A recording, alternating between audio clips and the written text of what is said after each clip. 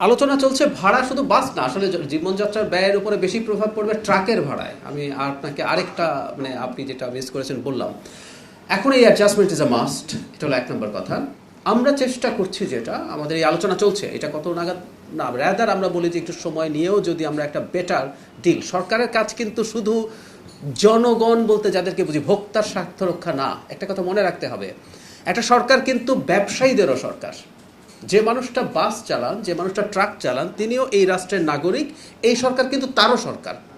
সুতরাং তার উপরও এমন কিছু করা ঠিক হবে না যাতে তার ব্যবসা না হতে পারে। এটা গেল এক নম্বর কথা।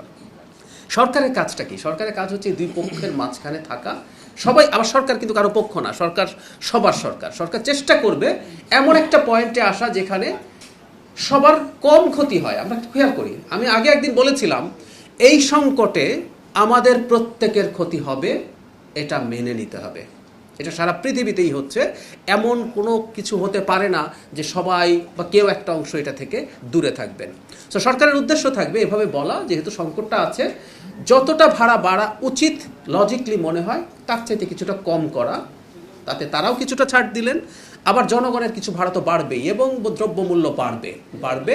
এটা বলে রাখা ভালো, কারণ হচ্ছে ট্রান্সপোর্ট বেড়ে যায়, ট্রান্সপোর্টের খরচ বেড়ে যায়।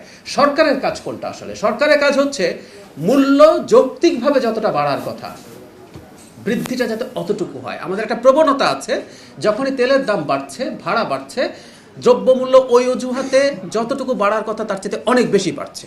আমরা চেষ্টা করব আসলে এই জিনিসটাকে নিয়ন্ত্রণে রাখার জন্য। জনগণকে আবারও বলছি, কিছুটা কষ্ট করতে হবে, প্রত্যেকটা মানুষ কষ্ট করছে। তবে আমরা যে চেষ্টাটা করে যাব সেটা হচ্ছে সবচেয়ে ভালনারেবল যে মানুষগুলো, সরকার যেটা করতে পারে, কিছু কিছু চাপ কারো জন্য, এই যে আমি বলে ফেললাম যে কষ্ট হবে সহ্য করে, এটা সহ্য করা সবার জন্য সোজা না।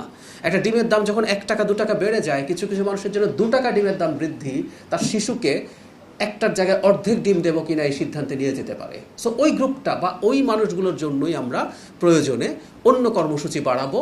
আমাদের তো অলরেডি ফ্যামিলি কার্ডের তো একটা স্টেপ হয়েছে, এটা পাইলট। আমরা এই বাজেটের পর একটু বলে রাখি একটা কথা, এই বাজেটে আমরা 40 লক্ষ মানুষকে নতুন ফ্যামিলি কার্ড দেব, যাতে প্রায় 13 থেকে 14 হাজার কোটি টাকা বরাদ্দ হবে। এবং আপনারা কেউ পত্রিকায় হয়তো দেখেছেন, এই বরাদ্দ রাখার জন্য IMF এর সাথে সম্ভবত আমাদের নেগোসিয়েশনে কিছু ইস্যুস তৈরি হয়েছে। কিন্তু সরকার জনগণের, সবচেয়ে ভালনারেবল, সবচেয়ে দরিদ্র জনগণের পাশে থাকার জন্য এই সিদ্ধান্তে কিন্তু অটল থাকবে।